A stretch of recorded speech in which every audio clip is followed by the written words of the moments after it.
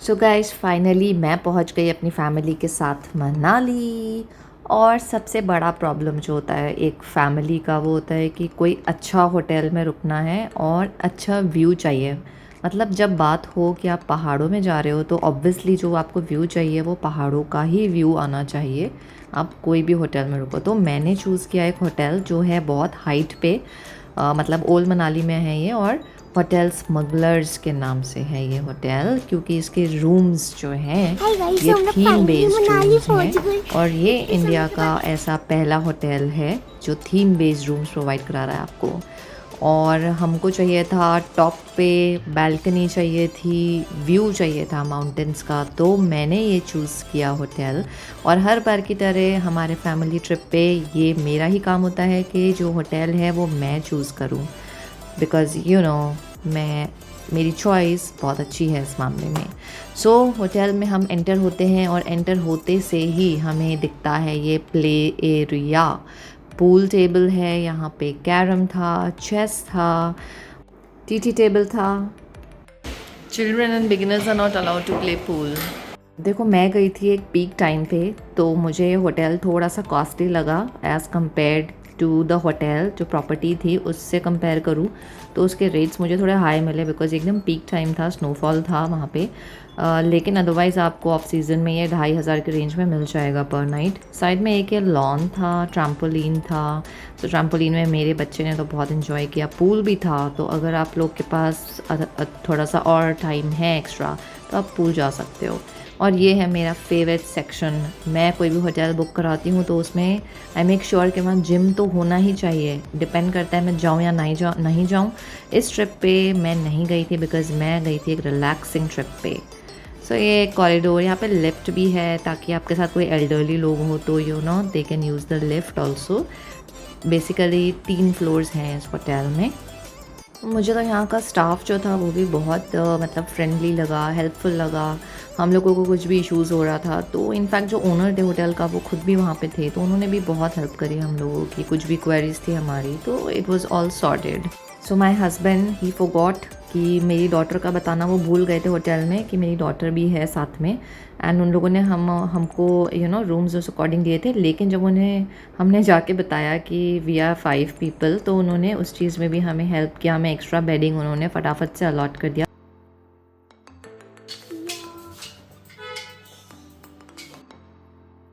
हमारा check in होने के बाद हम गए हमारे रूम की तरफ। ये रूम था सेकंड फ्लोर पे, लेकिन हमारे जो रूम नंबर्स हैं वो है 303 304, बट एक्चुअली में ये था सेकंड फ्लोर पे।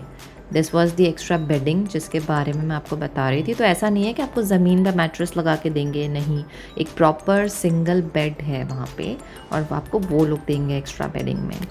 और ये लॉबी से व्यू था, पीछे और भी अच्छे अच्छे होटल्स थे, लाइक दिख अच्छे रहे थे, अंदर से मुझे नहीं पता कैसे होंगे।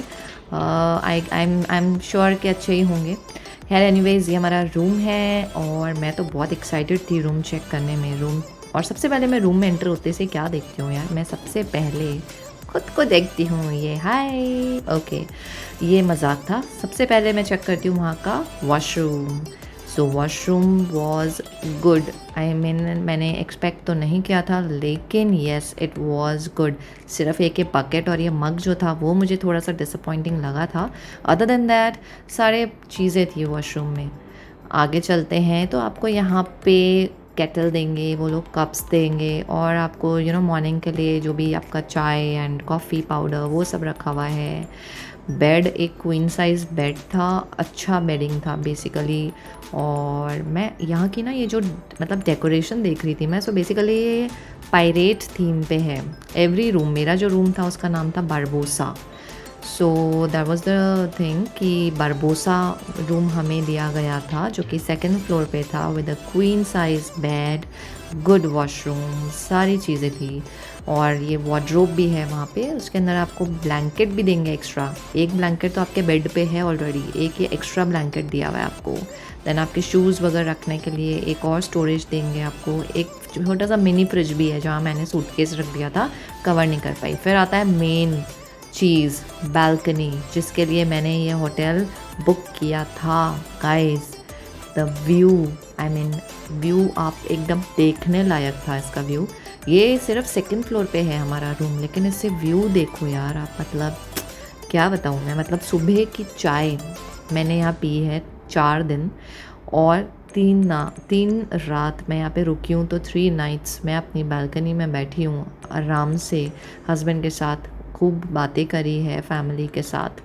और वो मेरी मॉम और मेरा नेफ्यू और मेरी डॉटर का रूम था, और this was the view from the balcony. इतना अच्छा व्यू, सुबह सुबह एकदम सनराइज़ हो रहा था बालकनी से देखने के लिए। हम लोग सुबह उठ जाते थे, बैठ जाते थे, एंड बहुत ही अच्छा व्यू था। तो अगर आप लोग ये होटल बुक करो तो मेक श्योर कि आप सेकेंड या थर्ड फ्लोर पे ही रूम लो, उसी से ही आपको जो है वो अच्छा व्यू मिलेगा बालकनी से माउंटेन्स का, बहुत ही अच्छा। स्नो पीक्ड माउंटेन्स भी दिख रहे थे थोड़े थोड़े, मतलब मैंने कोशिश करी है कि जूम करके थोड़ा दिखाऊं आप लोगों को, लेकिन इतना क्लियर शॉट नहीं आया। लेकिन स्नो था वहाँ पे। मेरे लास्ट वीडियो में मैंने डाला था वीडियो, बारालाचा पास में जो गई थी, फुल ऑफ स्नो था, ठीक है। मतलब वॉशरूम में ब्लो ड्रायर दिया हुआ है, सारी टॉयलेटरीज दी हुई है यार। I mean moisturiser, then shampoo, body wash, सब कुछ है इसमें, मतलब एक्स्ट्रा टॉवल्स, एंड सब कुछ बहुत ही क्लीन था, ठीक है। शावर था, और 24 आवर्स गर्म पानी आ रहा था। तो ये नाइट व्यू है बालकनी से, क्योंकि जैसे मैंने बताया कि मैं रात भर अपनी बालकनी में बैठी थी, बहुत लेट तक बैठी थी और खूब बातें कर रही थी, इन्जॉय कर रही थी। सो गाइज़, अगर आप लोग भी मनाली जाते हो और आपको अगर रहना है टॉप पे और एक अच्छा हाइट पे रहना है, अच्छा व्यू चाहिए अपने रूम से, बालकनी वाला व्यू चाहिए, so you guys can go for Hotel Smugglers. अगर पीक टाइम में जाओगे तो थोड़ा सा एक्सपेंसिव रहेगा as compare to the property, लेकिन अगर ऑफ सीज़न में जाओगे तो ये बहुत ही रीज़नेबल रेंज में आ जाएगा guys. So that's all from me. And guys please, अगर आपको वीडियो अच्छा लगा हो तो इसको लाइक कर लो, सब्सक्राइब कर लेना। मैं जब जब ट्रैवल करती हूँ सो आई मेक श्योर कि मैं ऐसे ट्रैवल वाले ब्लॉग्स बनाऊँ और आप लोगों तक पहुँचाऊँ। Bye guys, take care.